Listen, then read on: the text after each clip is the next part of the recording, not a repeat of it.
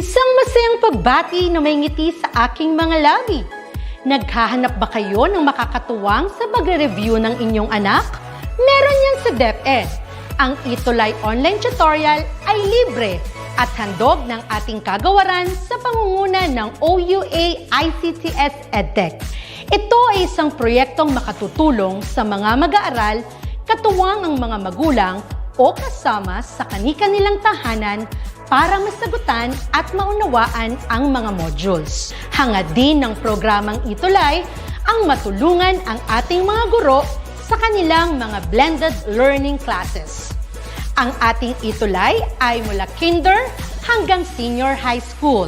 Bukod sa academics, meron din tayong mga special programs gaya ng All is Wellness, Reading and Math Remediation, Storytelling, Mommy Tech Talks, Classes sa Gramatika, Speech Class, Financial Literacy, at marami pang iba.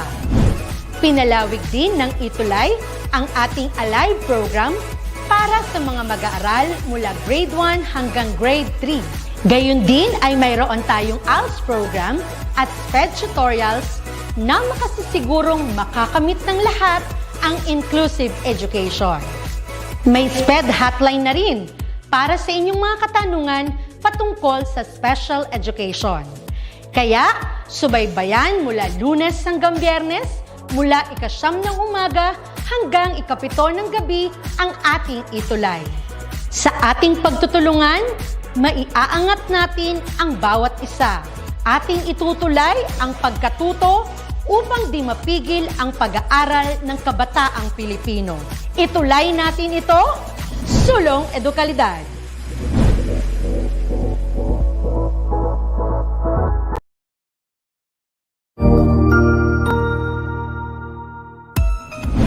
Mabuhay! Good day to all! I am your tutor Madge. Welcome to ETUlay, a free online tutorial, an initiative of the Department of Education, Information and Communications Technology Service, Educational Technology Unit, ICTS EdTech. This program is aimed at helping and assisting learners from kindergarten, senior high school, ALS, Alive, and SPED learners. Aside from answering the modules, the ETUlay is offering programs which you will surely look forward to. Together with our parents and teachers, the ETUlay will bridge the gaps where difficulty and ease meet in learning new knowledge and skills.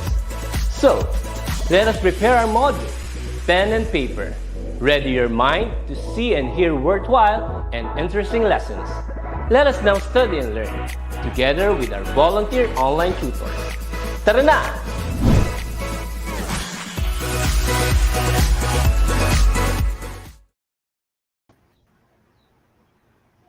Ayan. So, a good day to you, our dear learner researchers. Good afternoon, Magandang Tutor araw. Arlene. Yes, how are you, Yes. Tutor Tina? Feeling Oh, well? laban lang tayo, no, Tutor Arlene, kahit medyo hindi na kinakaya ng ating katawan, pero ang isip natin talagang go na go para sa bata, para sa bayan. Yan. Okay, so I believe, Tutor Arlene, ready na rin po kayo. Tama ba, Tutor Arlene? Yan. So, mga learners. So, yung mga learners natin, sana ready na rin sila online. Sila. Okay. Yan. Ay, Meron na ba tayong link? kasi nakikita ko dito sa ating, nakikita ko sa ating comment box, no? Tutor Arlene, talaga namang ready na ang ating mga learner researchers. Excited na sila sa ating bagong episode for today. So, simulan na natin, Tutor Arlene. Yan. So, we are now in our week 4 ng ating 3 eyes. Yan. So, again, I am your Tutor Tina. And Tutor Arlene. Okay. Yan, welcoming you sa ating new episode for today. Yan, so, Tutor Arlene, no, congratulations. Welcome to ETUlay online tutorial. Increase So, investigations and immersion. Yeah. Yes. So, congratulations sa ating mga masaliksik na tutor of the week. That was yung week 3 natin, no? So, si Joseph Conrad Bulaclac and to Dianne, Boquiren, congratulations. So, keep on participating pa rin sa ating ETUlay tutorials sa lahat, sa lahat ng subjects, no, Tutor Arlene? Yes, para po maisama din ang inyong mga news bilang mga masasaliksik na duty ng ating week. And also, no, Tutor Arlene, no, pangatlong ano na to, pangatlong week ng ating masaliksik Yes. na paaralan kay ang Horacio de la Costa High School. Talaga namang napaka-actively participating ng ating mga Talagang learners from this high school. So kudos sa ating school heads dito and also sa mga teachers and sa mga research teachers ng Horacio de la Costa High School. So good afternoon po, ma'am and sir. Also, no, Tutor Arlene, batiin din natin ang ating heads sa ating division. So binabati po namin ang aming SDS from the Schools Division Office of Pangasinan in the name of Dr. Danilo Sison. Sir Danilo Sison. Yes. Good afternoon po. Sa ating mga ASDS, sa ating EPS, sa ating mga sa ating pong mga admins. Yan, kudos po sa inyong taas po talaga na Good afternoon po sa inyong lahat. Sa mataas na level ng kanilang Tutor Arlene, no, dedication sa work. And also, we want to greet also yung aming school head na talaga naman binigyan kami din ng opportunity to be part of the ETUlay, na binigyan nila kami talaga ng opportunity na mag-join. Dr. Jesus Nazareno, and also, ang atin pong assistant principal, ang aming assistant principal. Yes, for giving us this chance. Good afternoon po. And so, as with everybody, especially po sa aming program head, Sir Ronald Cabigon. Yan. So, good afternoon po. Yes. Okay. So, for today, we will be unlocking learning objectives such as... Objectives na tayo. Yan. So, first, differentiate scope from limitation of the research. Craft a scope and limitation of the study, and to craft a definition of terms. So yan, ito ang mga i-unlock natin for today, Tutor Arlene. So ready na sila at ready na rin tayo. Kaya learning objectives today. Yes, so we will be starting it by answering this activity. So the direction is rearrange the letters to form the word. Medyo Tutor Arlene, nahirapan tayo sa signal, parang medyo nagbabuff tayo, ano? Yung signal. Oo, nakita ko kanina. Medyo humina yung signal. Okay? Sana okay lang hanggang matapos tayo. Yes, sana nga, Tutor Arlene, no? So, rearrange the letters to form the word or the words being described by each statement. Okay, so we have the first word. Ano kaya itong word na to? Clue. It explains the extent to which the research area will be explored in the work and specifies the parameters within the study will be operating. Ano kaya itong word na ito? So you can type sa ating chat box or sa comment box para makita naman natin kung ano yung mga answers no at ma-recognize. Yan. So according kay Darlene, scope. Ayan, kay Divine, nag-answer. Si Divine. Jamela, yan. So from Horacio. Sabi niya, yes. Yan, Michelle, Jamaica, Jose, Christine. Yan. So, Shaira, scope. Ang dami nila, Tutor Arlene, nag-answer ng scope. Let's see if they are correct. Talaga active talaga yung learners natin online. Yan, nilang nag-answer. Okay. So, scope ang tamang sagot. So, when we are talking of the extent to which the research area will be explored, be it on the area, be it on the samples or yung populations natin or yung sino-sino ang involved sa ating research, and so as with the time, duration, or even in the school year or the period, yan ay under ng tinatawag nating scope. Yan. So, ito mismo yung coverage ng ating research. Number 2, ano kaya ito? Clue. Influences. What word is that? Yes. Influences that the researcher cannot control. So they are the shortcomings, conditions, or influences that cannot be controlled by the researcher that place restrictions on your methodology and conclusions. Ano kaya ito? So what are this? Or what is this? May answer na? Si John Alexander. Divine Sophie Escopete again. Limitation. Okay? Yes. Dianne, Boquiren. May limitation, mali naman. Yan, limitation. Si Darlene, si Christine, si Anne.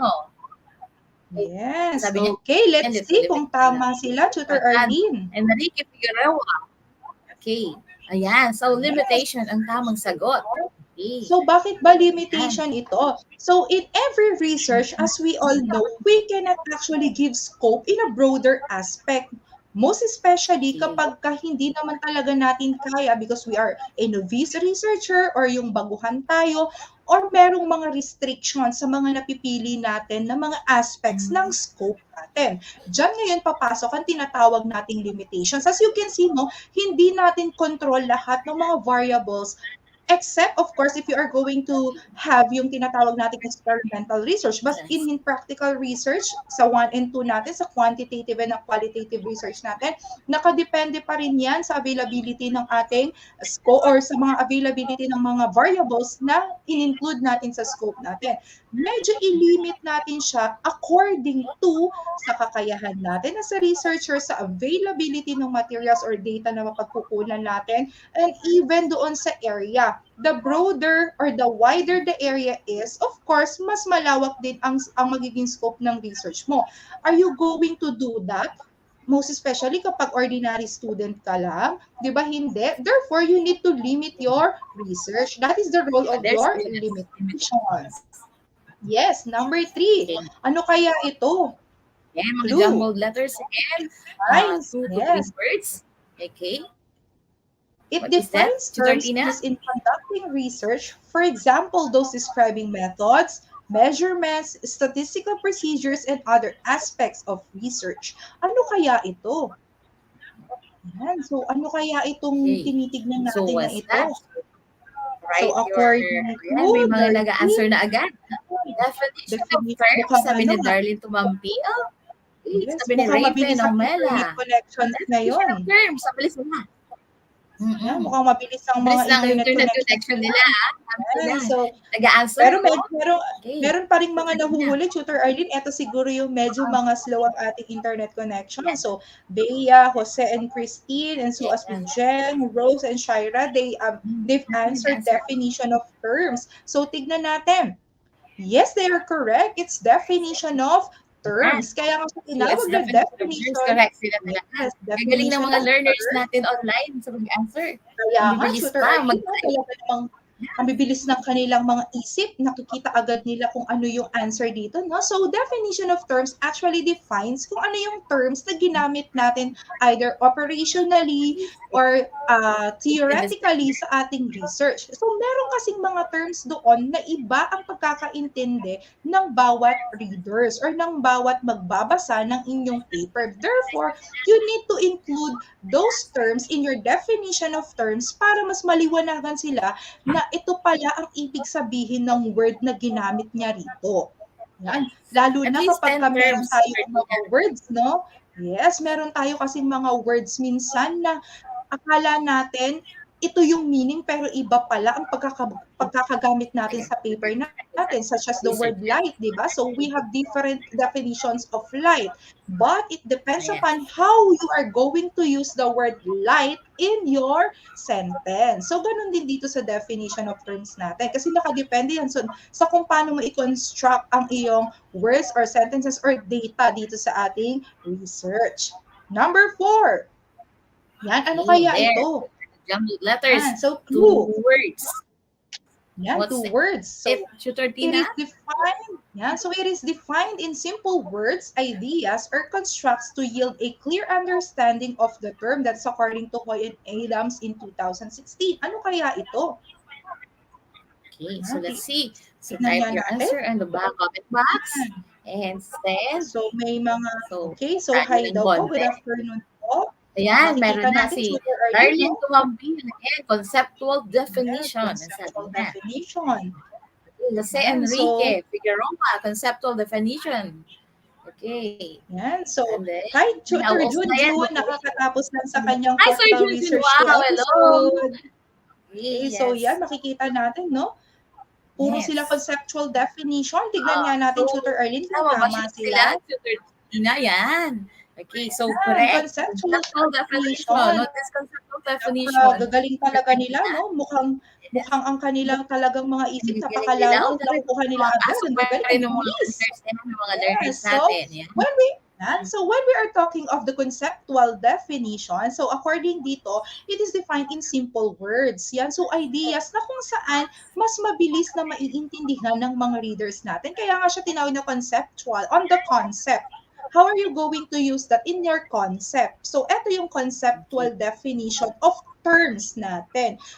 Commonly, we turn to it as yung mga definition like in the dictionary. Yeah? So, dinidefine lang natin simple yung mga words doon as to its meaning. So, yun ang tinatawag natin conceptual definition. Later, expound natin ang explanation dito as we move to the statement, as we move to the definition of terms. Yan. So, meron tayong mga i-unlock kasi ng mga objectives for today. Okay, so number 5. Ano kaya to, no? There are letters again, 2 words. Mga nagtatype na agad. So, Clue. It refers to a detailed explanation of the technical terms and measurements used during data collection. So, ano kaya ito? Mukhang nakikita ko, Tutor Arlene, no? May mga nagtatype na agad. So, sobrang bilis at husay talaga nila. Nakikita ko na nagtatype na agad sila, Tutor Arlene. Ayan, operational definition. Sabi again, the Sofia Escopete. Bilis nyo mag-answer. Yes. Bibilis nila, Tutor Arlene, no? Siguro kung ako yung kasama dito na magtatay, mauunahan nila ako eh. Lalo na kapag context to eh. Sila rin nakunguna ngayon. Talaga.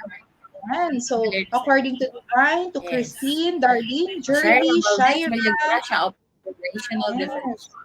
Operational definition. Alpha, Bautista, yes. So, tignan na natin, Tutor Arlene, no? Kung tama nga ba. Yes. Yes, they are correct. It's operational definition. Yeah. So, I believe you have heard. Yes. So, I believe you have heard of the term operationally defined. Yan. So, ano ba yung ibig sabihin kapag sinasabi nila na operationally defined? So, it actually is a detailed explanation ng terms na ginamit or yung mga medyo technical na ng mga terms na kung saan pwede tayong mag-include, let's say for example, na bukod sa kanyang definition sa tinatawag nating mga dictionaries, pwede rin tayong mag-include doon ng characteristics niya, making it as this specific definition. So, kung sa research, pwede natin gamitin ang mga terms na ito or ang operational definition wherein ilalagay natin kung halimbawa gagamit tayo ng measurements. Anong specific kinds of unit ng measurements ito? Ilagay mo doon. Let's say, for example, you use a Likert scale in your specific problem or in your specific definition of the problem, sa statement of the problem mo. I-discuss mo dito. Let's say, for example, sa number 4, mini-measure niya is excellent. Number 3, moderately excellent, and so on and so forth. Kumbaga, magkakaroon ka ng detailed na explanation as to how this specific kind of term was used in your paper. So, kadalasan ginagamit natin ito, no, Tutor Arlene, kapag ang ating paper talaga ay medyo highly technical. That is the operational definition. And technical terms so, na yan. Yes, naku, technical talaga, no? Kaya talagang kailangan ng definition of terms kasi hindi maintindihan agad-agad ng reader kapag hindi niya mismo naintindihan yung word na dinidescribe dito sa inyong research paper.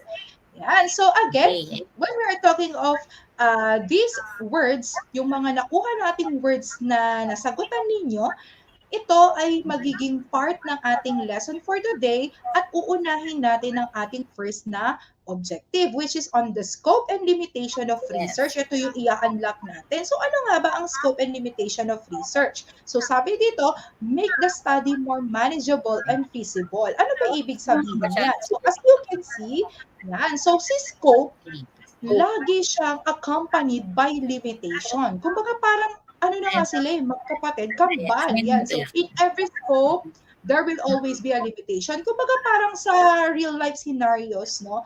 In everything, meron yung mga, in every rule, there will always be an exemption, di ba? Kaya may tinatawag tayong exemption to the rule. Yan. So, meron tayong mga instances na nangyayari yon. So, in research, That's kaya meron tayong scope and limitation. It's because we need to set borders and limitations of the problem inquiry. Nabanggit nga natin kanina, no, ni Tutor Arlie, yung mga scope or yung coverage ng ating research, hindi natin control kung hanggang, yes, hindi natin makokontrol kasi lalo na kapag napakalawak ng ating scope o yung napakalawak ng mararating ng ating research. And that is the role now of the limitation. You limit it, be specific.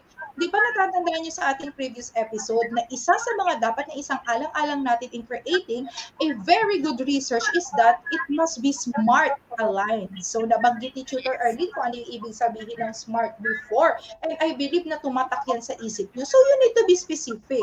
You need to measure your variables. So kaya ito papasok ngayon yung limitations na kung saan ginagawa niyang manageable at feasible ang studies mo. Kasi kung napakalawak at hindi mo kayang abutin yung lawak ng research mo, your research now will give the readers the impact na, oh, this is specific. Yes, so this is specific researcher, parang magulo siya. Hindi niya maintindihan mismo yung sarili niyang papel. So, hindi natin gustong mangyari yon. Therefore, we need to have yung certain limitations natin. To be able to understand what I am talking about, yan, sasamahan tayo ni Tutor Arlene because I believe you are certified as a learning to do learning task 1. Okay, Tutor Arlene, take it away. For learning task number 1, the direction, put a heart in the statement if it is one of the components of a research scope and limitation. If it's so medyo it's not, put a red circle. Okay, so heart or red circle. Let's go. Yeah, oh my God, yung internet mo. Okay, so learning task number 1, heart or red circle. Number 1, a brief statement of the general purpose of the study. Okay, heart or red circle. So put your answer on the comment box and send. So let's see. Okay, tingnan natin sinong learner natin ang makakapag-answer. Mauna. As masaliksik. Medyo ayan, number 1. Ayan, si Darling Tumampil. Heart. Okay. Heart. Tama ba siya? Okay, other learners? Okay, Bea Sulay, no? Olibaw. Bea Sulay. Ano yun? Sulayaw. Okay. Ayan na, pumapasok na yung internet. Sulayaw, Arisa. Si Elena Corpio Colibaw, yun, on the heart. Okay, Danica Ancoro also, heart. Okay, Melanie De La Cuadra, heart. Carol Macane, Dami Garcia, heart. Okay, John Alexander Arong, heart. Rose Rainiel Cabrera Ritua, heart. Ang dami. Okay, sino pa? Carol, John, Rose, Jasmine, Christine, Nina, Jamela, John Mark, ang dami na lang, 13 Michelle, yes, Joanna. Okay. Yan. So, siguro, Tutor Arlene, i-reveal na natin yung answer. Okay, puro heart ang answer nila yan. So, heart, a brief statement of the general purpose of study. So, brief lang, short lang ang pag-state ng definition of terms, right, Tutor Tina? Of the general Tutor Arlene, yes. So, dito, included pala siya, Tutor Arlene, na ang statement of the general purpose, included pala siya dapat, sa ating ginagawang scope and limitation. So, tama sila, Tutor Arlene. Next na natin. Okay, next, number 2, the subject matter and topics studied and discussed. Okay, so is it heart or a red circle for the scope and limitation? Is it true or not? Okay. So, ayan, si Christine Jane Desanilia, si Bambi, or number 2, number 1 pa pala yung answer niya. Wala pong pumapasok. Yeah, ayan, si Darling Tumampil. Heart. Yes, Christine Sylvia Heart. Okay, so tama ba yung Jasmine? Okay, Raven. So the subject matter and topics studied and discussed are Correct. For the scope and limitation. Yes, there. Ayan. So, Next, ano pala, no, marami Tutor Arlene, dapat pala talagang included. So, remember, no, included dapat ang subject matter at yung topics na studied subject and matter and discussed. Because, topics yes, added.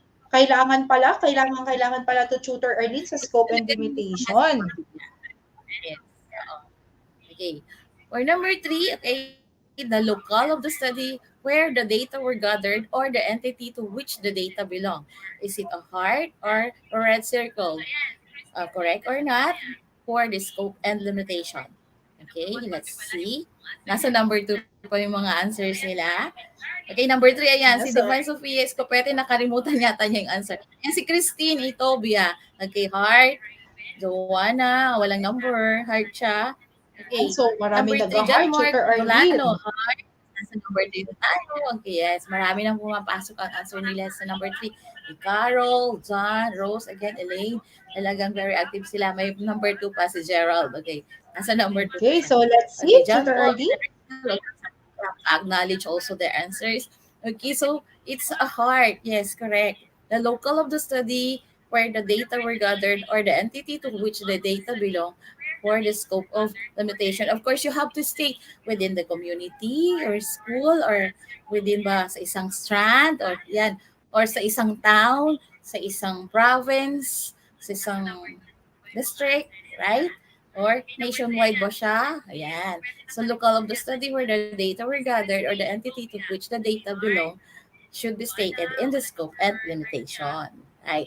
Okay, next, Okay. number 13 na. Number The literature 4. review. Okay, the literature review of your study. Okay, is it correct or not? Heart or red circle? Okay, for the scope and limitation. So, let's see. Heart or red So, circle. may May apat mga na heart si nag-greet tayo Prinsipe dyan. dito, oh. Manildo Talagang, lang. talaga sinasobrahan na nila ng heart, Tutor Arlene, no? Tatlo. Sobra yung Apat heart na nila. heart ang gini. Apat. O yan, si Christine Itobia for number 4. Heart, okay. April Shane for number 4. Heart, okay. Heart na walang color. Si Justin Jin. So yun, okay. Carol. Okay, tignan Ayan. natin, Tutor Ayan sila, Arlene. si Christine, Elaine, John, Alexander, Gertie, Nina, Ray, Rosel. Ayan. Okay. Okay, so kaya lang, mali yung heart. It should be a red circle. Bakit ba, Tutor Tina? The literature review of your study is wrong for the scope and Yes. limitation. Of course, it is a literature review. Okay. Oo. When we say Hindi na daw literature pala review, dapat isama, no, Tutor past Arlene? studies. Yes. Oo. Literature review is a past study. Okay, yung mga past researchers na nabasa ninyo na pwede nyo siyang gawin also as your pagbabasa ng inyong susunod na yung gagawing study. So, it's a red circle. Okay? It's not a scope Yes, and oo. limitation. Kasi, no, Tutor Arlene, ipapasok na kasi ito, Tutor Arlene, dun sa mismong review of related literature. So, no need for you or for us to include it in the scope and limitation. Number 5. Yes, and number 5. Okay, tingnan natin sa number 5. The statistical tool to be used. Is this correct or not for scope and limitation? So, heart, pag correct. Pag hindi siya correct, it's not correct. Okay, yung red circle. Okay, nasa number 4 pa rin sila. 213 na, nag-heart. Heart pa rin. Ayan, So, heart or red circle for the si Hearty, no? So, si Hearty, Tutor Arlene, no? Yes. Ang laking thumbs up na yung kanyang comment dito, no? Yan, so, mukhang nadidelay yung ating internet connection sa ibang areas, number no? Lalo 4 na pa kasi dito sa answers nila. Yan, meron na teacher, meron na Tutor Para makita Arlene. nila that we are also live online sa FB. Looking or seeing reading their answers. Yan. So, number 4 pa kasi. Ayan, number 5. Papasok pa lang yung number 5. Ayan nga, yan. Sunod-sunod na, Tutor Arlene. Okay. So, mayroon na. Okay, red circle. Ayan na. Nagre-red circle na sila lahat. Ang sagot nila. Ang nauna si Divine Sofia Escopete. Diyan na naman si Christine Tobia, Christine Malanaw, John Mark Dolano, kay John Alexander, Okay, Melanie, Girly, Elaine, Rose Rainiel, Carol Macale, Justin Jean, Joanna. Okay, may number 1 pa. I-reveal na natin, Tutor Arlene. Okay, tama ba? Yung red circle. Okay, so it's red circle for number 5, the statistical tool to be used. So it's not correct as for scope and limitation. For the statistical tool, Chapter Tina, of course, this is the statistics to be used in the study. It's not for the scope and limitation. So kung ilan yung mga respondents nila, ano yung mga responses nila dun sa questionnaire, or how many respondents are there, male, female, in a community or in a certain scope, yun ang statistical tool na gagamitan ng statistical tool. Tama ba, Tutor Tina? Yes. So Yes, Tutor Arlene. Also, this will be included why na it's sa red kanilang circle. methodology Okay. later sa data analysis nila. Yan. Okay, number 6. Okay. Meron pa number 6. Meron pa tayo. Yes, Okay. Tutor So Arlene, part meron for red pa. circle, the population from which the respondents were selected. Okay, this must be large enough to make generalizations significant. Okay, is this correct or not for the scope and limitation? Okay, heart or red? Heart if it's correct. Okay, red circle if it is not. Okay, number 6. Okay, nag-heart na si Gilmar Ramos. Ayan. Marami yung mga Madara. mabibilis Okay. talaga ang kamay nila Christine talaga, Tutor Tauber Arlene. and Christine Malanaw, heart. Okay, may heart na tinusok ng Cupid. Okay. Pinala ni Cupid, si Divine Sophia Escopete. Darlene, Girly, Carol, Rose, Rainiel, April, okay, for heart, Gerald, John Mark, Nicole, Elaine, okay. Dami, nag-flood na ng heart ang answer nila sa number 6. Tutor Tama ba Arlene, sila, kaya Tutor i-reveal na Tina? natin. May na-late ang number 5 answer. Okay. So, ano ang tama? Heart nga ba talaga to Tutor Tina for number 6? Yan, na-reveal na natin, Tutor Arlene. Okay, Tutor Tina. Ayan, correct pala sila, Tutor Arlene. It's a heart. Yan, so may mukhang medyo nagkakaroon ng technicalities or difficulty dito sa ating internet connection for today, ano? Yan, so makikita natin, yan, it's a heart. Yan.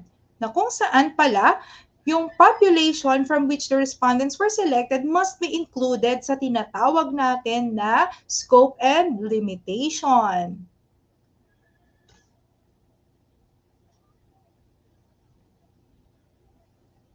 Okay, next. Yan, mukhang nagbabuff ata si Tutor Arlene. So, medyo nagkakaroon ng internet difficulties dito sa aming lugar kasi mukhang makulimlim. Mukha yatang merong namumuong sama ng panahon dito. So, hindi pa kasi kami nakakapanood ng weather news ngayon. So, itutuloy pa rin natin. So, we are waiting for Tutor Arlene to come back. Okay, while waiting, tutuloy ko na. So, number 7, the period of the study. This is the time, either months or years, during which the data were gathered. Will it be included sa scope at sa limitation natin? Place a heart or a red circle. Yan. So, tignan natin ang inyong mga answers. Yan, according to Elaine, to Jamaica, to Rose. Yan, mga heart. Si Christine also, heart. Kay Girly, heart. Si Rose, and so as with John, Alexander, Aaron, Christine, Jane, Nina, Carol, Danica, Jasmine, Melanie, Princess Joy, mga heart ang answers nila. At ang dami pa na nagko-comment talaga ng heart, such as Bea, Hearty, Nicole. So let's see. Yes, you are correct. It is a heart. So, bakit kaya heart? Of course, in the scope and limitation, you need to include the period of the study. This is either the months, years, even the time, yung time frame natin. School year. Anong school year ba yan? Anong specific year? Anong petsa? Yung mga yan, inalagay natin yan doon sa tinatawag nating scope and limitation. Kaya nga siya tinatawag na scope. Kailangan alam din natin yung specific na year niya kung kailan mo siya gagawin. Kasi kung wala itong specific years natin or yung mga time frame na tinatawag natin, how are we going to assess your research kung kailan ito ginawa? Kasi in every year, nagbabago ang ating mga possible na maging participants. Let's say, for example, sa school, we are talking about your participants na nasa under ng STEM or ng Science, Technology, Engineering, and Mathematics strand. So specifically, anong klase ng STEM? Is it klase ng 2018, 2019, or 2019, 2020, and so on and so forth? Kasi nagkakaroon ng differences ng pagkakaiba ng mga matawag dito, mga populations or samples natin as we move doon from dates to dates. Okay. Good job kayo dyan. So for that, I will be giving you, or we, ni Tutor Arlene, we will be giving you a Task 1 Completer badge. So good job kayo dyan. Napakahuhusay nyo talagang mga learner researchers. Talaga namang sa tingin ko, in the future, most of you, if not all of you, will be known for your research. Yan. So sana, no, one day, kapag kayo ay dumating na doon sa age na talaga namang napakahuhusay nyo ng researchers, mabasa ko naman ang inyong mga pangalan at isa-cite ko na ang inyong mga pangalan bilang author ng aking mga gagamiting mga informations as citations. Yan. So, I'm looking forward to that. Now, so going back, when we're talking of the scope and limitations, as we all know, we need to include the brief statement of the problem, the subject matter and topics, and the locale of the study. And also, we need to include the samples of the study and the period of the study. These are the tips. Yan. So, balikan natin. Yan. So, ito yung mga dapat na isang alang-alang natin at ilagay natin when we are talking about the scope and limitation. Dapat nandiyan si statement of the problem. You include it in the scope. Ano ba yung statement of the problem mo? Ano ba yung problem na needs to be addressed? You include that in your scope. You detailed it in your scope and limitation. The subject matter also in the topics, the locale or the area as to where you are going to conduct your research. You include that in your scope and limitation. Will it be on a macro level ba or on a micro level? Will it be in the school, in your community, or sa inyo bang barangay, sa town ninyo, and so on and so forth. The samples of the study also, you include that ilan lang ba ang gagamitin mong samples or yung inyong magiging respondents in the future. Sino-sino sila? On what category? Do they belong to the same group? Kung halimbawa, sila ay pare-parehas ng mga students ng STEM, sila ay pare-parehas ng students ng mga UMS or ng ABM, and even sa TVL natin, you include that. Kailangan i-detalye natin kung sa STEM ba, sa mga bawat strand, sino-sino lang ba or ilan lang ba ang i-include nyo. Will it be on grade 11 lang or kasama ang grade 12? Or grade 11 and grade 12 na male lang ba or kasama ang mga female? It's up to you and it depends upon the nature of your research. And the period of the study also. Kailan? So, school year what? School year 2020 to 2021? Or will it be school year 2021 to 2022? Or academic year 2017 ba? Or will it be a calendar year 2017 rather or 2018? You include that in the scope and limitation. And of course, don't forget to limit it as to what are those variables lang na gagamitin mo. Hindi mo i-include lahat, kaya nga i-specify mo. Kasi pag sinabi natin scope, this is the general scope or the coverage. When we are talking of the limitation, you specified. Ini-specify mo lang kung alin at kung ilan. Okay, so example, as you can see here, we have a sample. So this is an example scope and limitation. So no studies without limitation. Accordingly, the study is subjected to the following limitations. Yan. So it should be addressed. Yan, nagbalik na si Tutor Arlene. So medyo wala sa connection. Okay, so nag-refresh. Yes, so nandito na tayo, Tutor Arlene, sa example natin ng scope and limitation. So mukhang nagkakaroon ng difficulty ito si Tutor Arlene sa internet connections. Yan. So as you can see, we have here a sample, no? Makikita natin, you can have a screenshot of this. Yan, so in-include natin anong year level, anong school year, saan. Yan. Yeah. We also have these examples. Yan. So, anong strand, anong school year, saan, makikita natin lahat dito yan. So, anong specific na questions doon sa statement of the problems, makikita natin din dito. Yan. So, you are now considered as a certified masaliksik and enthusiastic na mga mag-aaral. And I believe you are now ready to do learning task number 2 dahil si Tutor Arlene ay ready na at nagbabalik. Tama ba, Tutor Okay, Arlene? sana okay na yung internet connection this Oo time. nga, Tutor Matapos Arlene, ng no? learning task number 2. Yan. So, Oh, ikot na naman yung ating kan. Okay. So here. Okay. Okay, direction, craft, a sample scope, and limitation using the statement of the problem you have crafted in our last episode. Okay, so you're going to craft a sample of scope and limitation. Okay, restating your statement of the problem in our previous lesson. There. So in a paper or you can encode in your laptop your scope and limitation for your research study. Okay. So yan. we're So, going to give bibigyan them natin sila ng minutes. time limit, Tutor Arlene. Okay, their timer starts now, Tutor Arlene. Yan, Yes. makikita ninyo yung band ng color blue. Kapag kaya ay nabuunan na rectangle with our alarm, it means time's up. Pwede siguro, Tutor Arlene, no, na i-message din nila dito sa comment section yung Yes. kanilang So, mga mabubuong scope and mabasa din limitation. natin. Make it simple. Yan. So, Yes. direct to the point, simple, following the SMART rule natin. Sino yung Okay, so, kanilang scope, ano yung scope ng kanilang research? yes. Okay, so, Respondents, and then tingnan natin. yung limitation, hanggang saan lang sino yung pwede nilang maging respondents, scope nila, okay? Yan. So, ang daming Tutor Arlene, nag-hi from San Fabian National High School. Yan, sila Yes. Kurt Lawrence. Yan. So, si I-click Abigail ulit. Galacha. Yes, nandito sila. O, from Nagre-refresh pa. Okay. Yan. So, si Margie Oka. Yan. So, Okay, paki-like and andyan share na, po okay, ang hi, ating mga students, episode. mga learners. Okay, Margie Oka. Okay, yan, nag-attendance na sila. Okay, so do your scope and limitations now. Okay, Yeah. so tignan natin kung merong mga nagpasa dito, Tutor Arlene, no? So, sa ating sample ng scope and limitation. So, we have here from Daniel R. Aguinaldo National High School also, Tutor Arlene. Si Geraldine Morhito. We have Alexa Bello from, o yan, marami din tayo from San Fabian National High School, Tutor Yes, oo.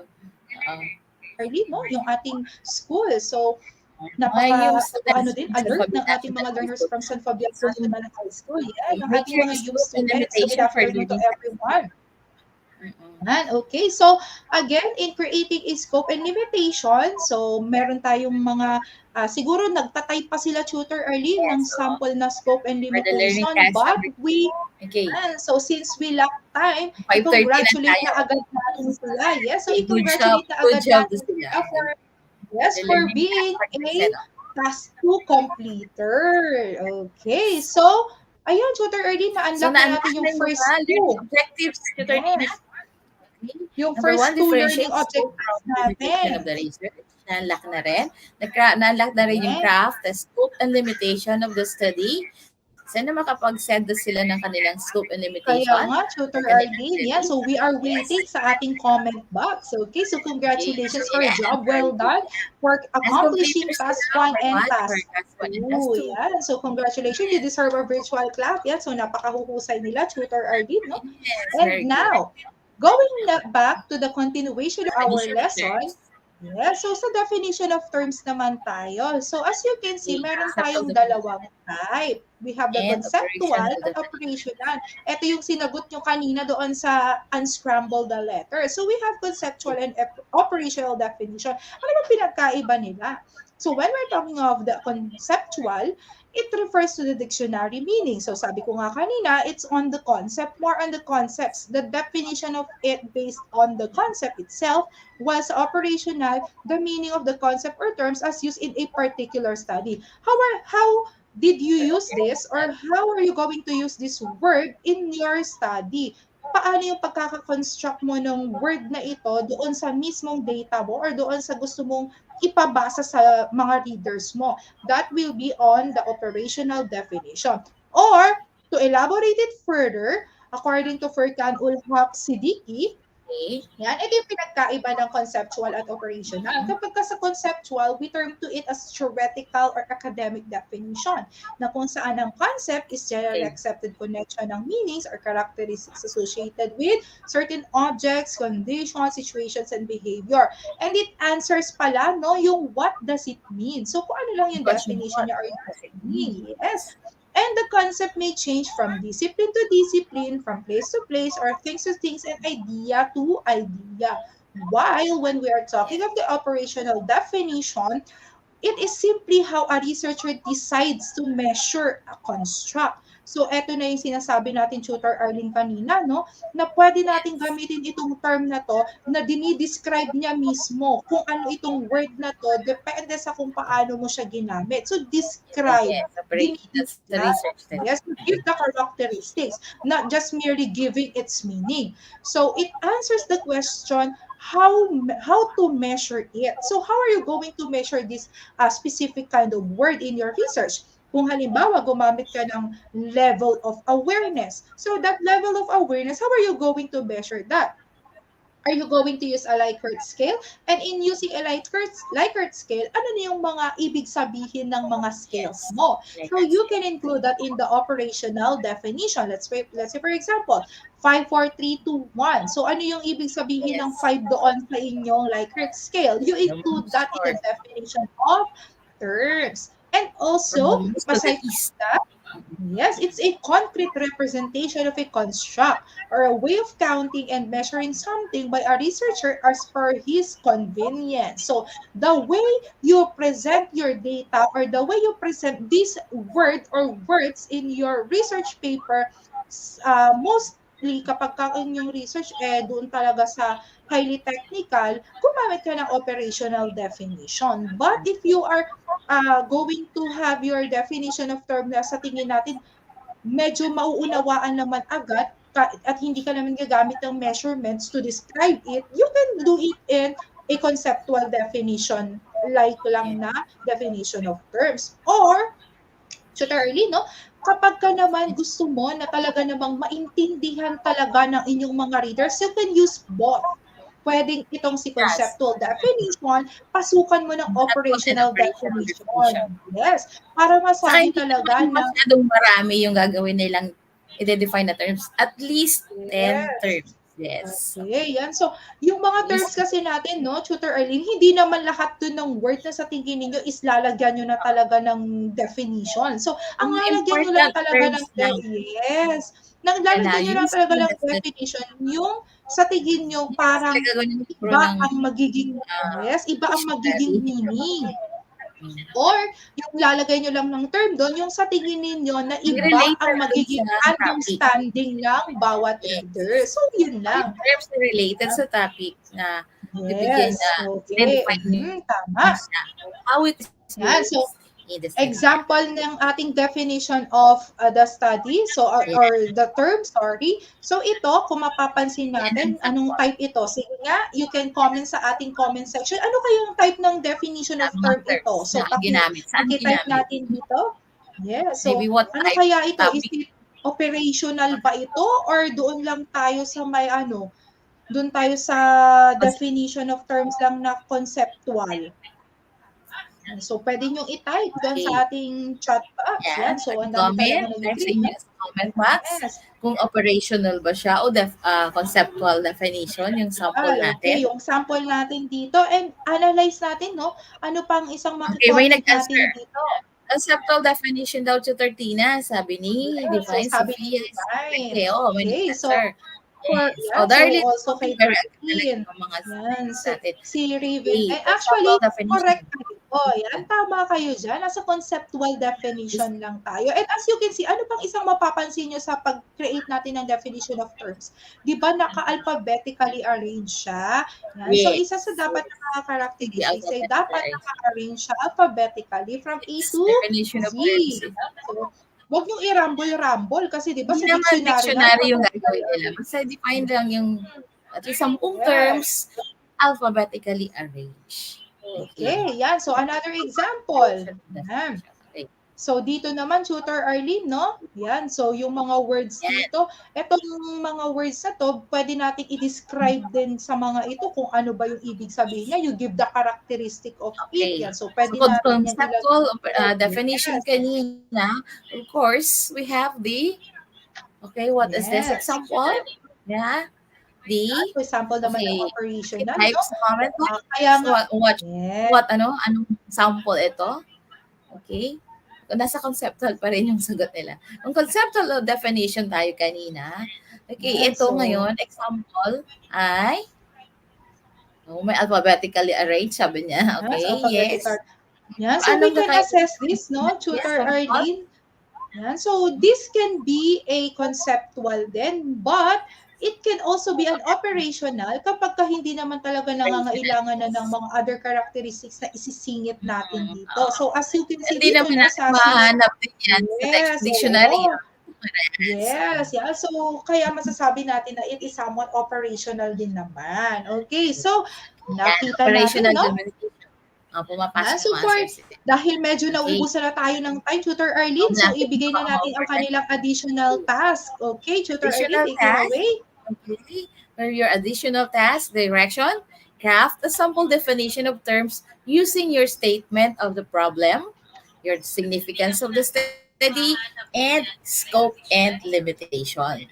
Okay, so yan. So saan nila isi-send, Tutor Arlene? 10 terms, okay, and then you define those terms, whether they are used as conceptual or definition operational, yung kanilang mga definitions in your study. Okay, at least 10. 5 to 10 you do. Okay, yes. Pwede nilang i-send, Tutor Arlene, sa link na provided natin sa baba. Ayan. So week 4 na tayo, pag-send doon ang inyong mga na-craft na definition of terms. Paki-screenshot para hindi kayo malito kung saan nyo isi-send ang inyong output. Okay, dahil dyan, bibigyan namin kayo ni Tutor Arlene ng masaliksik badge level 4. na tayo. Level 4 na sila. Napaka-ano na nila, napaka-layo na ang nararating nila. Service masaliksik badge level 4. Yes. Yan na, references so, ito po tayo. ang aming mga references. Yan. So, you can actually visit this. And also, nandito pa rin po ang ating module na ginamit from the central office, ang ating official na module at ang inyong mga module na ginagamit. And again, I am your tutor, Tina. And Tutor Arlene. Okay. Believing that, pakibasa, Tutor Arlene.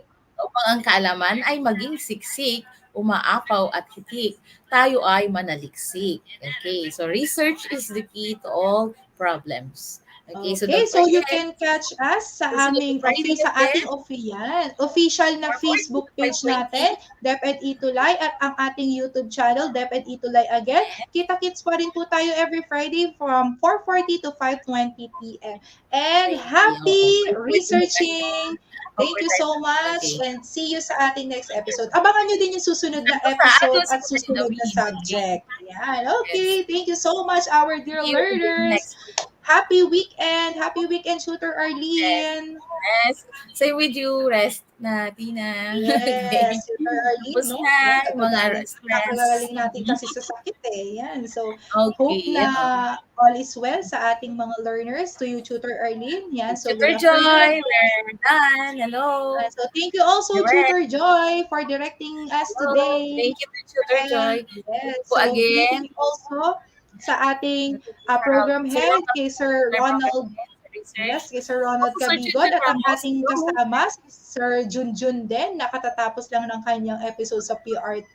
So kami po ang inyong research team sa DepEd ETUlay. So thank you so much and thank you also sa ating head dito sa ETUlay, sa mga staff, sa mga admins, for believing in us and for trusting us, no?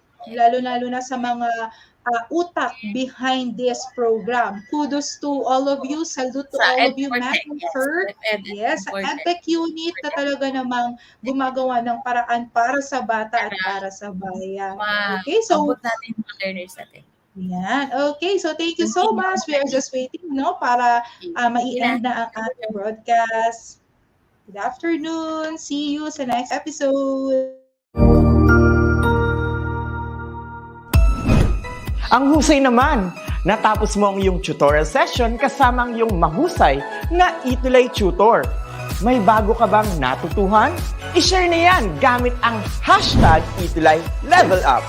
Huwag aalis ha, dahil may susunod pang programa na pwede mo ring panoorin at salihan. Dahil naghihintay na ang iyong mga tutors. Happy learning dito sa ETUlay!